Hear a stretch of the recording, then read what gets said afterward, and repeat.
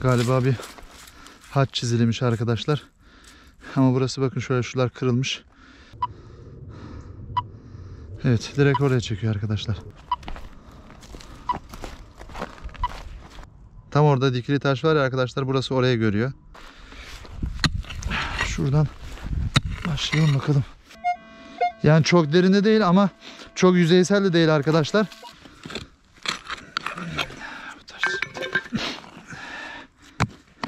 Bakalım. Aha. Evet. Buldum. İçinde bir şey yok ya. Toprak dolmuş sadece. Çıkmıyorlar.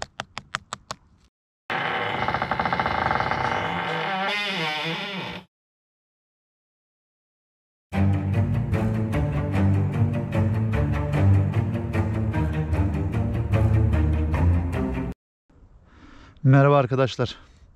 Define avcısı yine arazide arkadaşlar. Şimdi alan taramamızı açalım. Etrafı incelerken de bakarken de burada böyle şüpheli yerler var. Onları da göstereyim size bir. Bakın arkadaşlar, bunun üstü böyle düz oturmak için yapılmış sanki. Burası böyle bir kanal gibi. Burası da bir kanal. Şurada şöyle bir oyma gibi ama bu da kanal sanırım. Burada galiba bir haç çizilmiş arkadaşlar. Ama burası bakın şöyle şular kırılmış.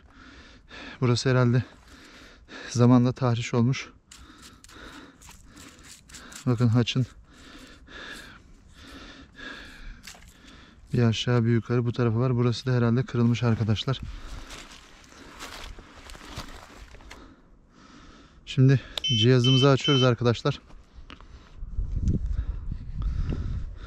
Buradan Gold'dan düğmeyi çevirip APP moduna getiriyoruz. Sonra ProApp Plus'a bağlan diyoruz. Cihaz da bize cevap verecek.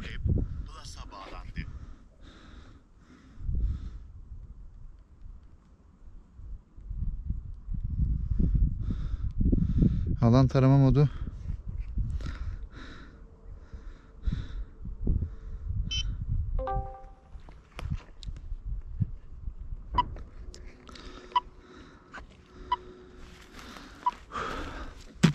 Şöyle bir duralım bakalım. Oo, çok kuvvetli bir sinyal yakaladı. Direkt böyle bir şey yok arkadaşlar.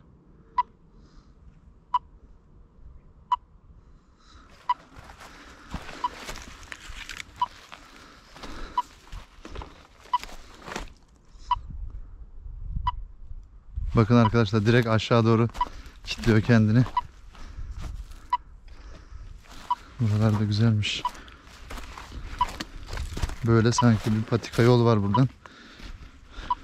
Bu kayalarda incelemek lazım. Başka işaretler var mı? Burası güzel bir bölge arkadaşlar.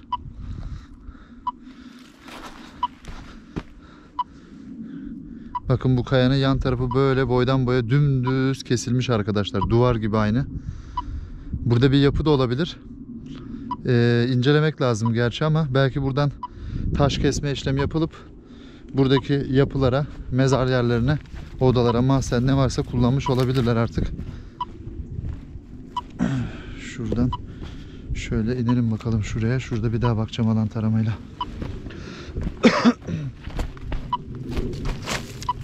Şimdi arkadaşlar, alan tarama beni aşağı doğru çekiyor ama ben aksi istikamete dönüp her seferinde emin olmaya çalışmak için başka tarafa doğru bakacağım.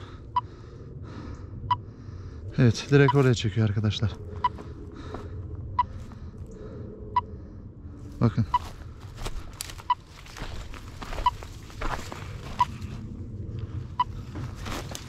Arada muhtemelen başka sinyaller de yakalıyor. Ama hep aşağı. Şuradan bir geçelim, bir daha bakalım. Burada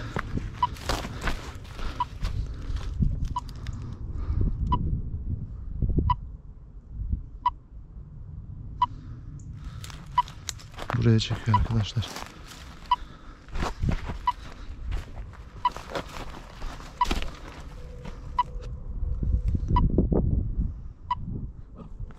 Burada şimdi bir işaret bir şey gördüm arkadaşlar ama önce bir şu alan taramanın götürdüğü yere gideyim.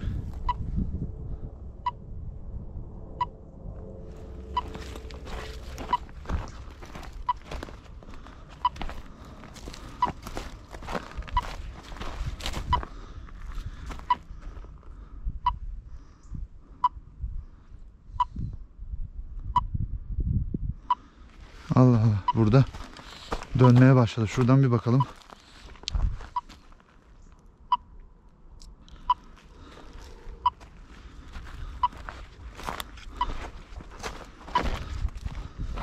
Bakın arkadaşlar burada.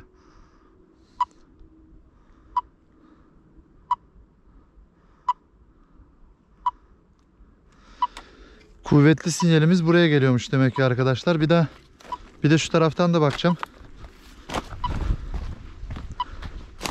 Şöyle durayım bakalım. Bakın bu sefer aşağı doğru durmama rağmen direkt bu tarafa arkadaşlar, bakın.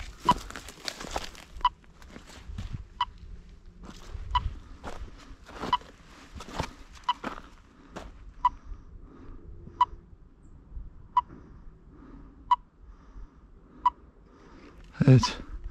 Şimdi gelelim biraz önce gördüğüm işarete.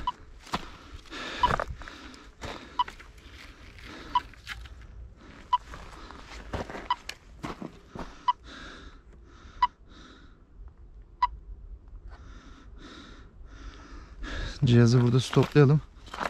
Şöyle. Arkadaşlar, kazma kürek de yukarıda bıraktım yolda. Malzemenin bir kısmı ağır oluyor taşırken. Önce cihazla bakıyorum arkadaşlar. Araziye geldiğim zaman önce cihazla bakıyorum. Ağır malzemelerimi olduğum yere bırakıyorum. Cihaz beni nereye götürürse orada incelememi yapıp ondan sonra bir daha gidip takımlarımı alıyorum. Ondan sonra gelip işe başlıyorum. Yani biraz yorucu oluyor ama yapacak bir şey yok. Bu işler zevkli işler, keyifli işler, o yüzden uğraştığımıza değiyor. Evet arkadaşlar, bakın şimdi. Bunu cep telefonuyla çekeyim. Videoya ekleme yaparım. Şimdi bakın arkadaşlar, görüyorsunuz mu?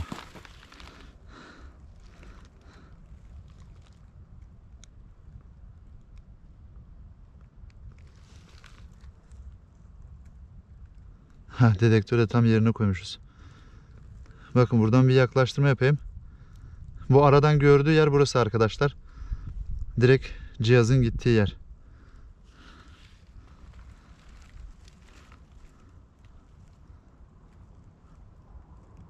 Tam orada dikili taş var ya arkadaşlar, burası oraya görüyor. Ortasına hatta şey gibi, silahın ucundaki gez göz arpacık var ya arkadaşlar, onun gibi burada küçük bir taş parçası da bırakmışlar ortada. Orayı, yanlarını kesmişler. Çok acayip. Evet. Şimdi arkadaşlar buraları bir inceleyeyim. Bakın, gördünüz mü değil mi arkadaşlar? Burasını kesmişler bu şekilde. Direkt şu cihazın beni götürdüğü yere bakıyor burası. Burada da şöyle sanki bir oyma var. Buradan da böyle aşağı doğru kanal vermişler. Evet. Burada bir oyma var. Bakın şimdi arkadaşlar, burası bir işaret. Burada böyle, burası yontulmuş, güzel.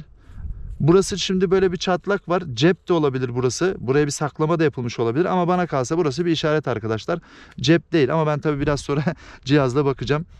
Bir malzeme, bir şey varsa içeride bana söyler. Çalışma yapmam gerekirse çalışırım. Şimdi işte böyle bir işaret bulduğunuz zaman etrafı da mesela inceleyin arkadaşlar. Bazı yere gittiğinizde bir işaret görürseniz etrafında başka işaretler de olabiliyor. Onları da görmek lazım. Hani en azından dediğim gibi bölgede ne olduğunu tam olarak anlamış oluruz. Şurada bakın arkadaşlar, kayanın bu arka tarafında bir oyma yapılmış şöyle. Buradan da böyle bir kanal gibi verilmiş. Şurada bir küçük kesme var. Evet. Buralar şüpheli yerler arkadaşlar. Şu arkada da bir. Güzel. Orada da kaya üzerinde şüpheli durumlar var. Onları ben gene incelerim arkadaşlar.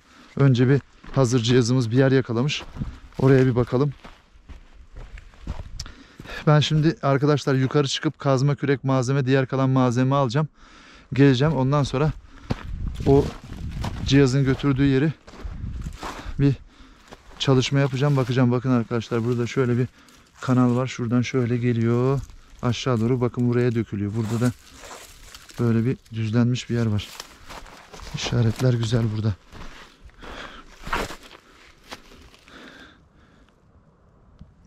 Burası da çok acayip arkadaşlar. Şöyle buradan aşağıya bakılıyor ama buradan da böyle bir kısa kanal vermiş. Burasında bir oyma gibi yapmışlar. Burada bayağı bir işlem yapılması gereken yerler var sanırım. Ama dediğim gibi bakın arkadaşlar, o taş da orada dimdik nasıl da duruyor. O taş oraya sonradan yuvarlanmış da olabilir. Çünkü fazla büyük bir taş değil. Ama tabi yerinde sabit duruyor da olabilir. Daha önceden kalma da olabilir. Şimdi ben takımlarımı alayım. Birazdan çalışmaya başlayacağım arkadaşlar. Hep beraber izleriz. Ne var ne yok görürüz burada. Bakın arkadaşlar, dur şunu kapamadan söyleyeyim. Şuraya bakın arkadaşlar şimdi. Bakın taşlar böyle buraya dizilmiş arkadaşlar, böyle. Ortası toprak gibi duruyor. Üzerine bir tane kaya var. Yani şüpheli. Böyle bir yer o mesela denk gelse, cihazın olmasa da bir insan burası şüpheli der, kazar. Varsa var, yoksa yok. Ama tabi cihazsız iş yapmak abi tamamen boşa zaman kaybı oluyor. O yüzden elinizde bir alan tarama, bir görüntüleme cihazı, en azından bir dedektör mutlaka olması şart yani. Evet arkadaşlar, ben gideyim takımlarımı alayım. Birazdan gelirim, görüşürüz bakalım. Takımlarımı aldım, geldim. Şimdi yavaş yavaş başlayalım işe. Ya da hızlı hızlı başlayalım. Belki işimiz erken biter. Etrafı biraz daha inceleriz. Belki başka bir şey daha denk gelir. Burada bir malzeme varsa arkadaşlar, çıkardıktan sonra zaman kalırsa biraz daha etrafı bir incelerim arkadaşlar. Varsa bir şey yine bir video daha çıkartırım size. Evet, şimdi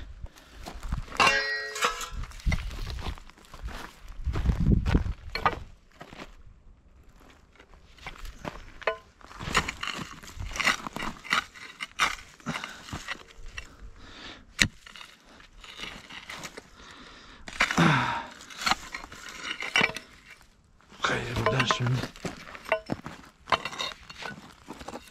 şöyle bir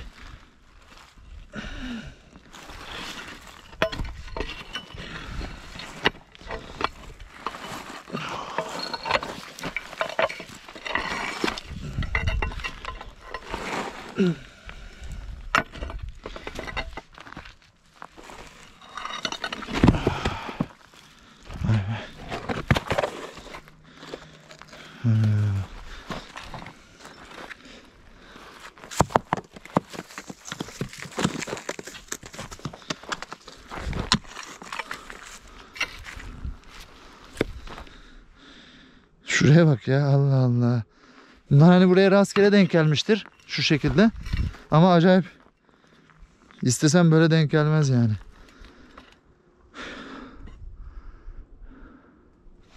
Bu bölgede acayip bir yer arkadaşlar. Şimdi şu ortası böyle eski dere yatağı gibi duruyor ama sanmıyorum dere yatağı olsun. Yani yukarısı böyle bir dere gelen bir yere benzemiyor.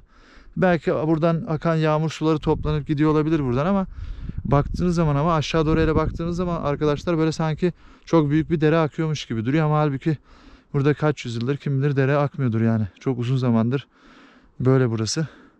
Çünkü bu bölgeyi iyi biliyorum arkadaşlar. Evet, şimdi şuradan başlayalım bakalım.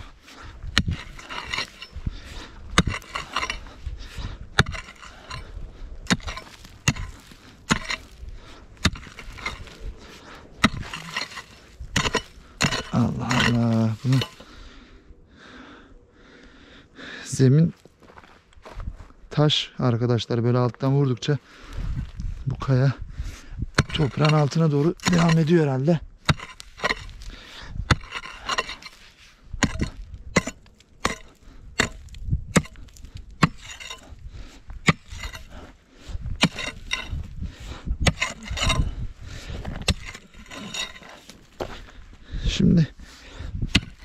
Burası böyle pek kazılacak gibi durmuyor.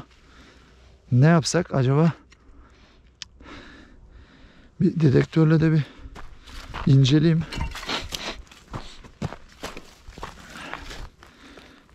Belki yüzeye yakındır. Çünkü aşağısı, bakın arkadaşlar, buradan bir karış falan altı direkt böyle kayalık zemin. Yani şu kaya böyle alta doğru devam ediyor. Buradaki kayayı oyup içine kaya mezar yapmış olabilirler. Bir kasa yapmış olabilirler. Bilmiyorum artık, bir bakacağım dedektörle.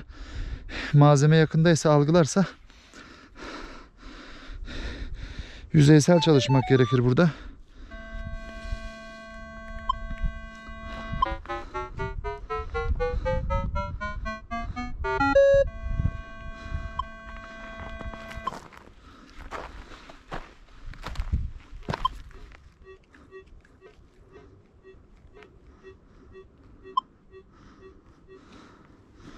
Evet.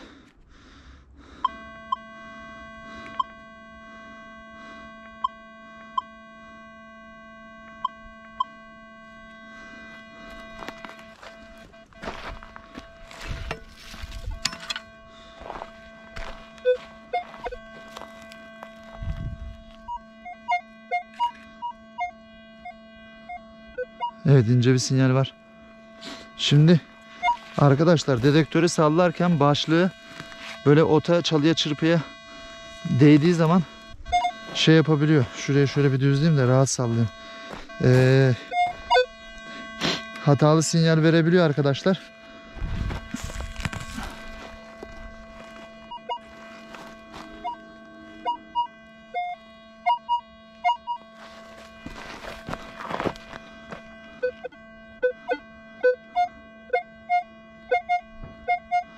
Yani çok derinde değil ama çok yüzeysel de değil arkadaşlar.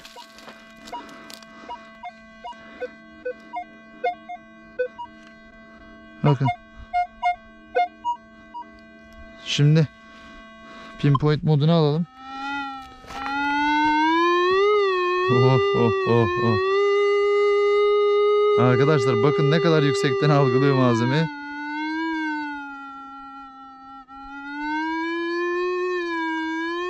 Şurada mı? Tam burası. Şu kazdığım yerin hafif yan tarafı arkadaşlar. Yok. Biraz daha bu tarafta. Kazdığım yer gibi arkadaşlar. Oradan aşağı doğru ineceğim. Evet. Malzeme de yakında, iyi oldu. Yoksa hep yorucu işler denk geliyor. Bir kere de kolay bir şey çıksın diyoruz. Mübarek çok yoruyor bizi. Bir de hastayım bugünlerde, daha yeni iyileşiyorum. Burayı böyle açmaya çalışalım bakalım. Malzeme yakındaysa çok sert de vurmayalım kazmayı.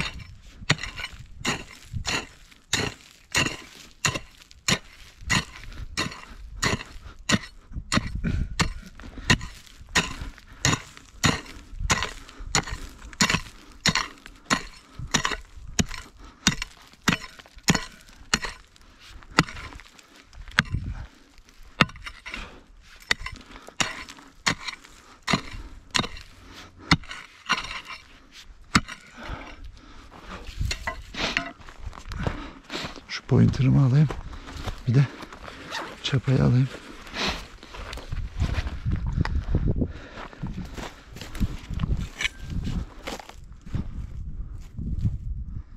Sesler geldi sanki.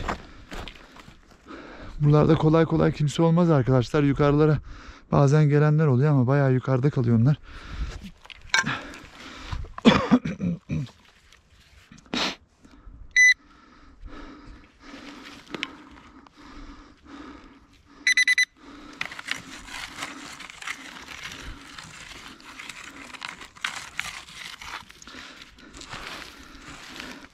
Şöyle yavaş yavaş toprağa ayırayım da ne olur ne olmaz. Bir malzeme, bir şey. Belki yüzeyde bir sikke vardır. Ona getirmiştir. Kaçırmayalım. Tek tekçi gibi olduk ya. Tek tekçileri hani kötülemek amaçlı demiyorum da arkadaşlar, tek tek yapmak çok zor. Yani çok yürümek gerekiyor. Gerçi böyle de derin aramalarda da kazma kürekle çalışırken zor oluyor. Yani bu işin her dalı zor herhalde. Ama ben daha çok bunu seviyorum arkadaşlar.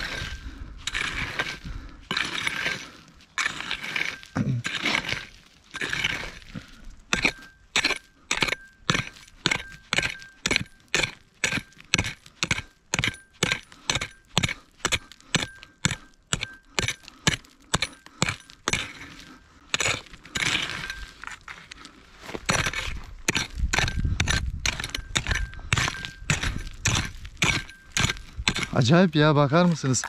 Çok değişik bir şey. Şu taşlara bakın, buradan parça parça dökülüyorlar ha. Sanki burayı böyle bir asitle böyle parçalamışlar kayaları. Yani bu kadar kolay çıkması çok şüpheli, acayip bir hareket.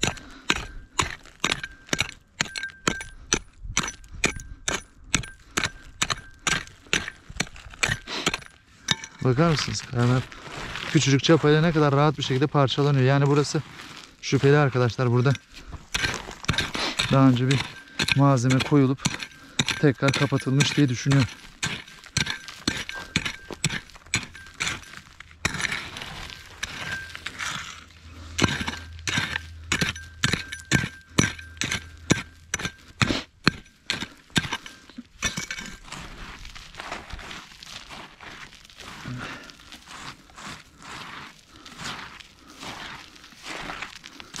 Buradan taş çıktı. Burası da taş. Nereye devam edeceğiz? Bu ortası boş gibi.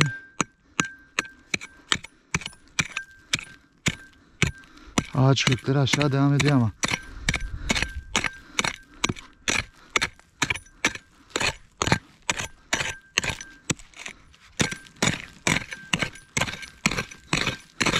Şu taşın etrafını açalım.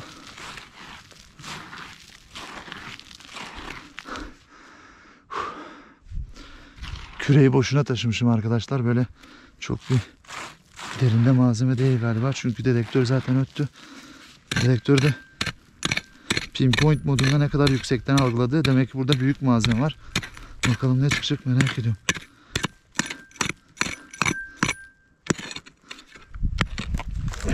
Şu taşı da oynattırabilirsek.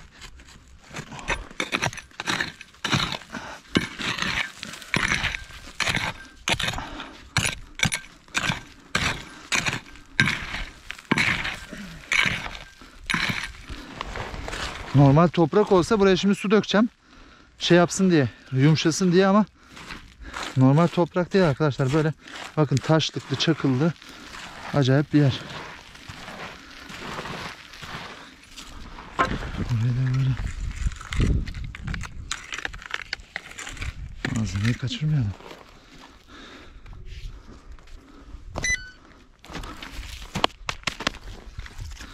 Dedektörle bir daha bakacağım arkadaşlar.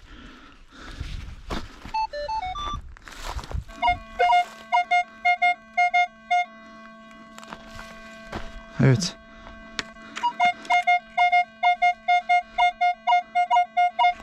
Burada.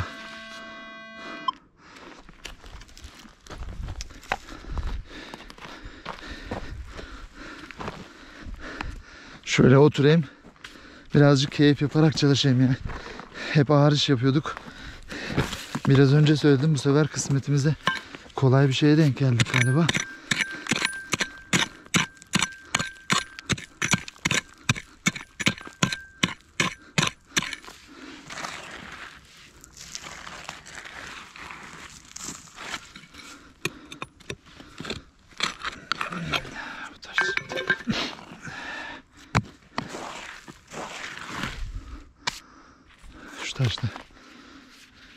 Taştan sonra pointer'ı bir daha bir çalıştıralım, bakalım.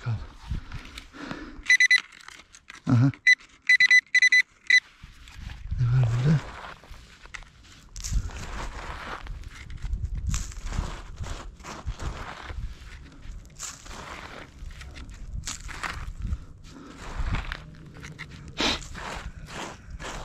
Acaba tek paraya mı rastlayacağız, onu merak ediyorum. Ha, burada. Şu ne? Taş mı? Ha, evet. Buldum. Bakalım. Buldum arkadaşlar. Ne ki bu? Allah Allah, içinde değişik bir şey görünüyor.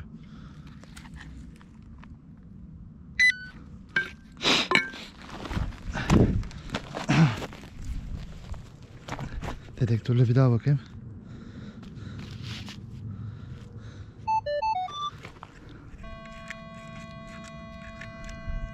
Bir şey yok. Burada. Çok güzel. Of. Kolaycacık yakaladık malzemeyi.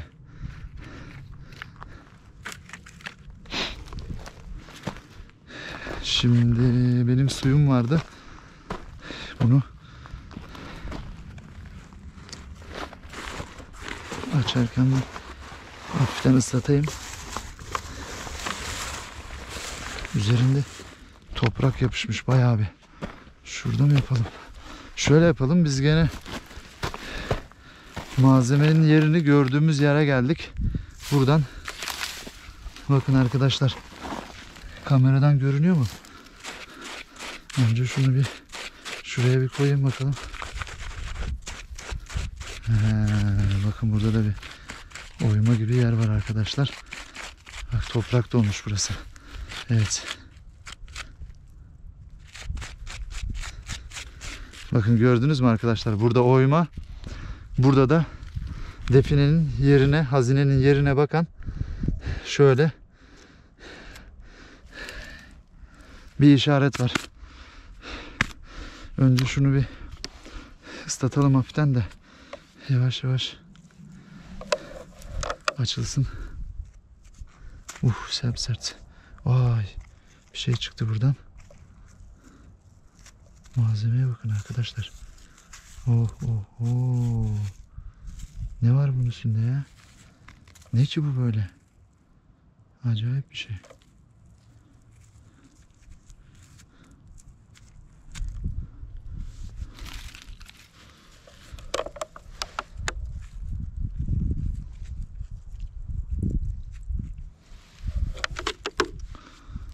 Bakar mısınız? Çok değişik bir şey. Üzerinde mühür gibi bir şey var böyle. Yuvarlak. Herhalde görünüyordur kameradan. Kamerayı da şöyle çevirelim. Bu ne? Kapağı varmış. Üstümüze su geliyor. İçi de toprak dolmuş ya.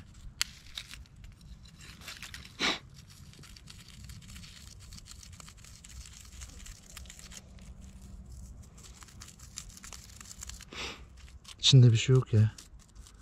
Toprak dolmuş sadece.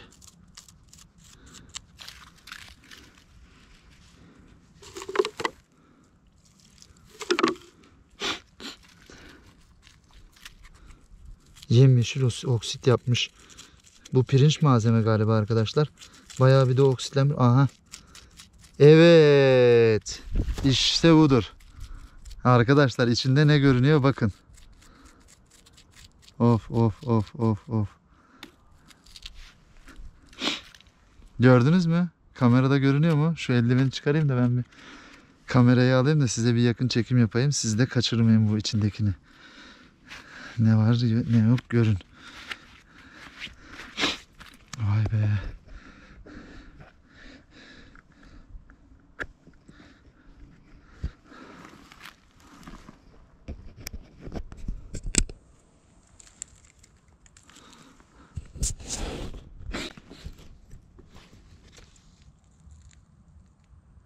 Sarı sarı parlayanları görüyorsunuz mu arkadaşlar?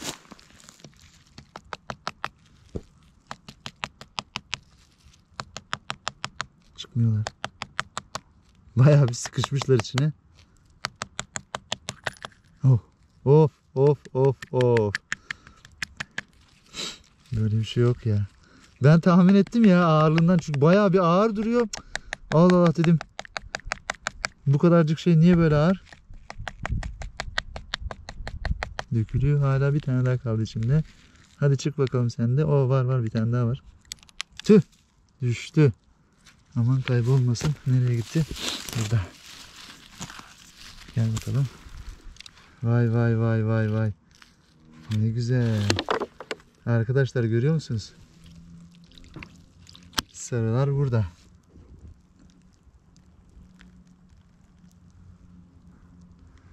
Tuğra var üstünde, Osmanlı parası. Bu da çok değişik bir şey ya. Vay be. Şunun içine azıcık su dökeyim.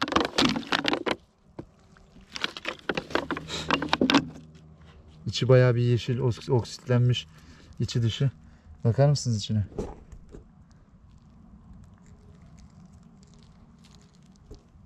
Şöyle bir şey. Vay be, ne güzel kutu. Kutunun kendisi de çok güzel arkadaşlar. Bunlar toprak dolmuş. Bakın. Kutunun kendisi de güzel. Bunu böyle bir şey daha önce gören var mı arkadaşlar? Çok merak ettim. İlk defa böyle bir şeye rastlıyorum. Yani bu, ne bileyim, sanki başka bir şey için yapılmış gibi duruyor. Altında şöyle diş gibi bir şeyler var çünkü. İçine de 1, 2, 3, 4, 5, 1, 2, 3, 4, 5 de burada 10 tane. Bakın. Vay be. Çok güzel. Evet arkadaşlar bakın. Kazdığım yer buradan görünüyor değil mi? Malzeme tam oradan çıktı arkadaşlar. Şurada, şu kenarda bir tane oyma vardı. O oyma herhalde burada bir mezar olduğunu söylüyor arkadaşlar. Ama onu da şimdi dedektörle kontrol edeceğim. İçinde belki cep de olabilir o. Ama zannetmiyorum. Bana bir mezar oyması gibi geldi. Burada bir tane de mezar var muhtemelen. Ama malzemesi ayrı yerdeyse mezarın içinde bir şey yoktur diye düşünüyorum. Ama olabilir de, bir şey diyemeyiz. Açmadan bilemeyiz. Ama ben artık arkadaşlar mezar açmıyorum. En son yaklaşık birkaç ay önce bir tane mezar videosu yapmıştım arkadaşlar. Onun sebebi de cihazın, benim kullandığım cihazın bir işe yarayıp yaramadığını hep beraber görelim diye bir mezar yeri tespit ettim. Açtım. Yani onun haricinde artık daha mezarları kolay kolay ellemek istemiyorum. Çünkü çok tepki geliyor arkadaşlar. Aslında hani ben o kadar da önemsemiyorum mezar açıp açmamayı da. Çünkü Müslüman mezarı değil arkadaşlar. Müslüman mezarı olsa açmak hiçbir şekilde olmaz. Ama gayrimüslim mezarı tabii açıp da içinde adamlarla dalga geçmiyoruz, ölmüş adamla. Veya ona böyle bir terbiyesizlik, saygısızlık da yapmıyoruz. O da sonuçta hani orada zamanında dünyada yaşamış bir insan. Ama tabii çok tepki de geliyor. Aslında mezarı açıp içindeki malzemeyi alıp güzel bir şekilde kapamak, bir problem yok benim açımdan. Bence, ben öyle düşünüyorum. Tabii herkesin fikrine saygı göstermek gerekir. Bir şey diyemem. Yukarıdan yine sesler geliyor sanki. Bu bölge çok güzel arkadaşlar. Çok hoşuma gitti burası. Şu vadi manzara 10 numara. Şu an videoyu bitireceğim. Birazcık burada oturup bir keyif yaparım. Sonra ya sanki yakından böyle bir ses geliyor.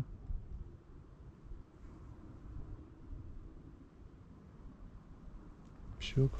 Kalkınca ses kayboluyor sanki. Neyse. Şimdi arkadaşlar burada biraz dinlenelim. Biraz bir keyif yaparım.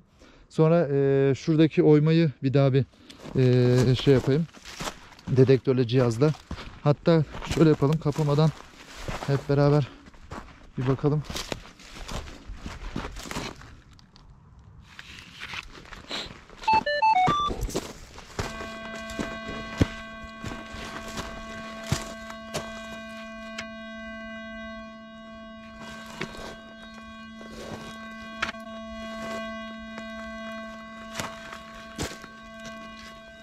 Yok. Dediğim gibi arkadaşlar burada, yani burada içeride derinde olacağını zannetmiyorum çünkü küçük bir cep. Hani cep olsa bu küçük bir yer arkadaşlar. Bak şöyle. Burası cep olsaydı yakında olur zaten malzeme. Burada bir şey yok. Bu mezar oyması, o içindeki arkasındaki böyle boşluk gibi duran çatlakta doğal kendinden oluşmuş herhalde sonradan. Evet, şu arkada bir kaya var. Oraları falan da inceleyeceğim arkadaşlar. Ama birazcık bir dinleneyim. Burada yine biraz bir çalışma yaparım. Etrafı incelerim. Kaydeder bir şey olursa kaldığımız yerden devam ederiz. Videoya eklerim arkadaşlar. Görüşmek üzere. Kendinize iyi bakın. Ben Şu altınlarımı tekrardan bir sayayım. Görüşürüz arkadaşlar. Kendinize iyi bakın.